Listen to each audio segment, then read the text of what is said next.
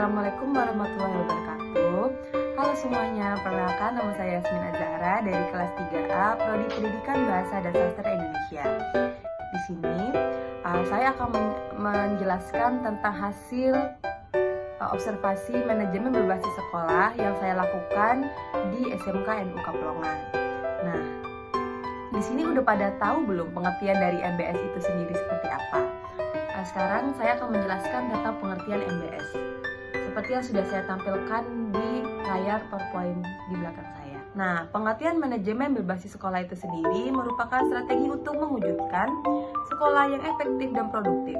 MBS merupakan paradigma baru manajemen pendidikan yang memberi otonomi luas kepada sekolah dan perlibatan masyarakat dalam rangka kebijakan pendidikan nasional.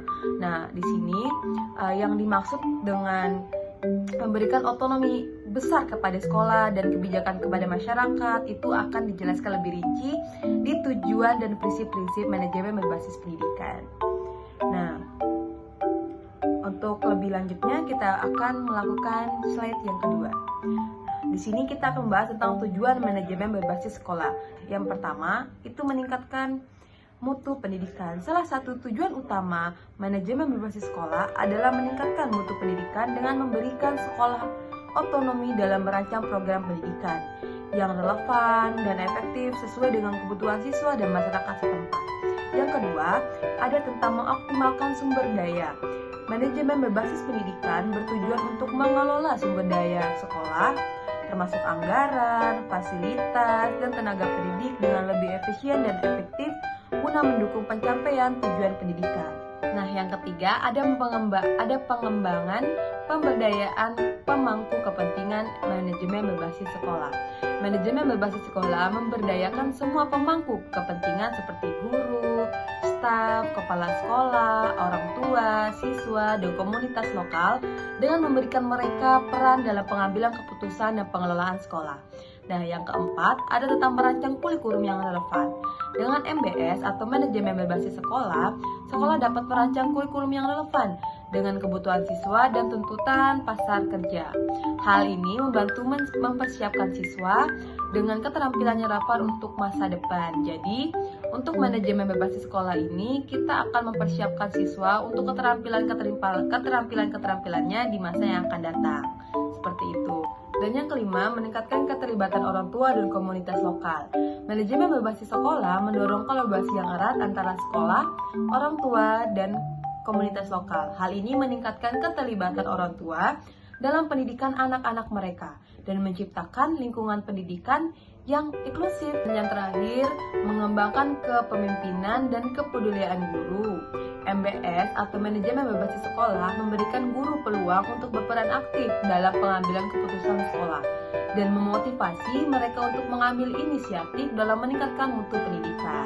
Nah, melalui pencapaian tujuan-tujuan ini, manajemen berbasis sekolah bertujuan untuk menciptakan lingkungan pendidikan yang lebih adaptif, inklusif, responsif terhadap perkembangan peserta didik dan kebutuhan masyarakat dalam dunia pendidikan yang terus berubah. Nah, selanjutnya di sini saya akan membahas tentang prinsip-prinsip manajemen berbasis sekolah. Oke, selanjutnya saya akan menjelaskan tentang prinsip-prinsip manajemen berbasis sekolah. Yang pertama, ada kemandirian. Sekolah yang mandiri dapat diartikan sebagai sekolah yang mampu menyelesaikan segala permasalahan tanpa terlalu mengandalkan campur tangan dari pemerintah pusat. Sekolah diharapkan dapat berupaya menciptakan dan meningkatkan situasi, kondisi, dan kebudayaan mandiri melalui berbagai cara, seperti pengembangan unit-unit usaha sekolah, membangun kerjasama dengan pihak lain dalam bidang komersial, dan upaya-upaya lain untuk meningkatkan pemasukan pendanaan dan peningkatan program sekolah.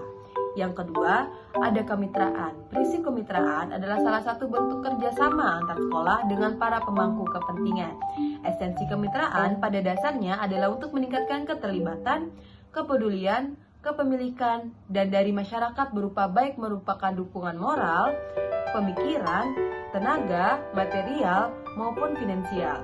Bentuk kemitraan yang akan dibentuk atau yang akan dilakukan dapat disesuaikan dengan kondisi dan kebutuhan sekolah, sesuai dengan kategori sekolah. Pastikan kemitraan yang terjalin saling menguntungkan dan bersifat sejajar. Oke, selanjutnya ada 3, yaitu partisipasi. Partisipasi dapat dimaknai sebagai keterlibatan para pemangku kepentingan secara aktif. Selanjutnya ada keterbukaan. Sebagai lembaga pendidikan formal yang memberikan pelayanan pendidikan kepada masyarakat, maka prinsip keterbukaan sangat penting diimplementasikan. Keterbukaan dapat membangun kepercayaan publik terhadap program-program yang dijalankan oleh sekolah. Upaya yang dapat dilakukan oleh satuan pendidikan untuk membangun keterbukaan pada publik yaitu membangun berbagai jalur komunikasi yang tersedia untuk menyampaikan berbagai program yang akan dijalankan, serta menyampaikan laporan-laporan dari setiap program yang telah berjalan. Dan yang kelima itu ada akuntabilitas. Akuntabilitas merupakan prinsip yang sangat penting yang dijalankan oleh sekolah. Akuntabilitas memiliki arti suatu keadaan di mana suatu hal dapat dipertanggungjawabkan.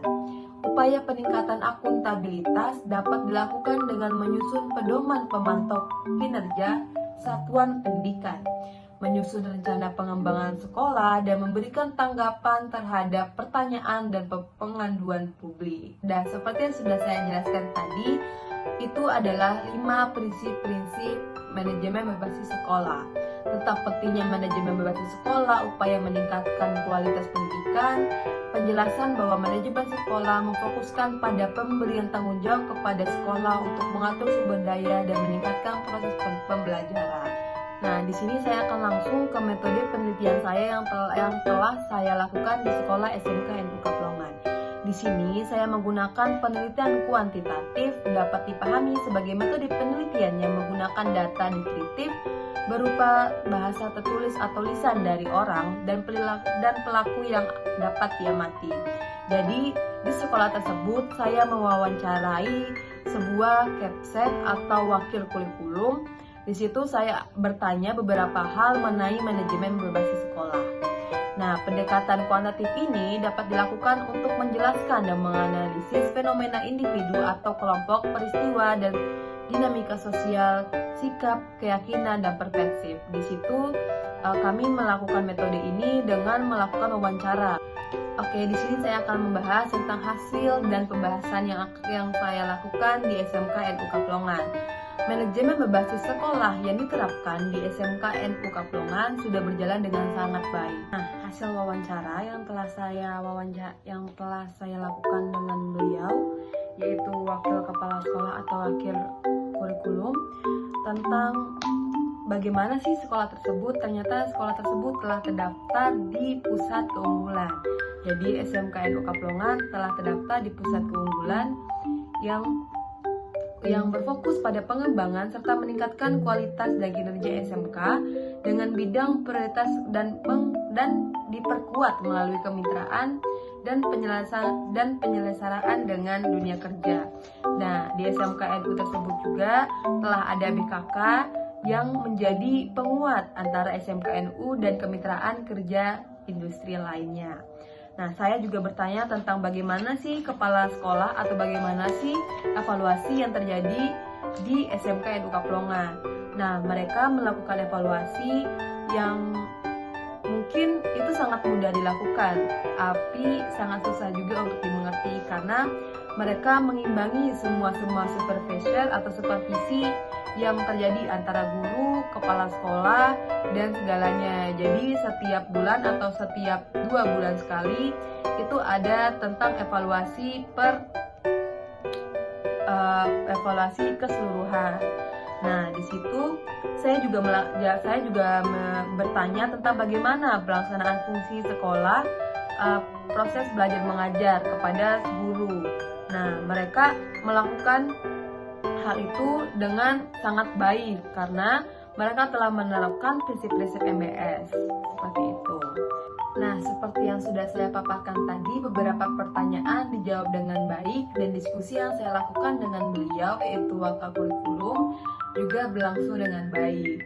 Nah, sampai situ saya akhiri laporan hasil observasi manajemen berbasis sekolah saya yang saya lakukan di SMK NU Kaplongan.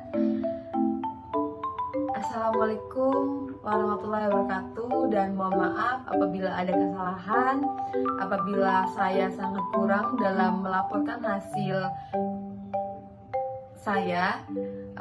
Saya mohon kritik dan sarannya dilakukan di komen ya. Jangan lupa komen, like, and subscribe. Dah, thank you.